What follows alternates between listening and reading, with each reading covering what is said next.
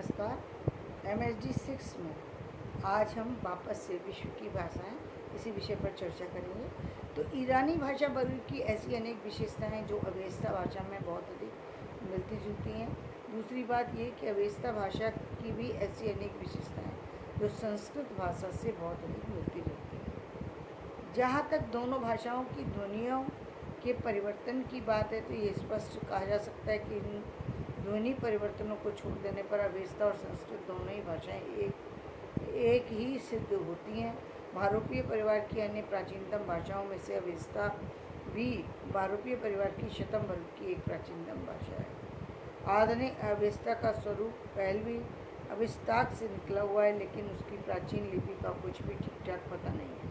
लेकिन भाषा वैज्ञानिक इतना तो अवश्य मानते हैं कि अब वह सैसेनियन पहलवी से उत्पन्न हुई दाहिने से बाएं की ओर लिखी जाने वाली एक लिपि में लिखी मिलती है। इस भाषा में संस्कृत के समान दो अवस्थाएं भी प्राप्त होती हैं। उनमें से पहली अवस्था है गाथा की अवेस्ता और दूसरी अवस्था है परवर्ती अवेस्ता। तो एक अवस्था पहली अवस्था तो क्या है कि गाथा की अवेस्ता और दूसरी परवर्ती अवेस्ता। गाथा की अवस्था में कभी कभी तो वैदिक से भी प्राचीन रूप का उच्चारण प्राप्त होते हैं। परवर्ती अवस्था में लौकिक संस्कृत की तरह कम आर्ट्स मानी जाती है। सामान्य रूप से गाथा अवस्था और वैदिक संस्कृत में कुछ ही ध्वनि विकारों को छोड़कर और कोई भेद विभेद नहीं दिखाई देता। इस प्रकार अवेस्ता का वाक्य सहज में ही वैदिक संस्कृत बन जाता है। जैसे अवेस्ता है ता अमवंतम यजतम, संस्कृत में इसको कहेंगे तम अमवंतम यजताम। अवेस्ता में कहेंगे सूरम दामोहु शविताम, संस्कृत में कहेंगे शूरम धामसु शाविष्ठम।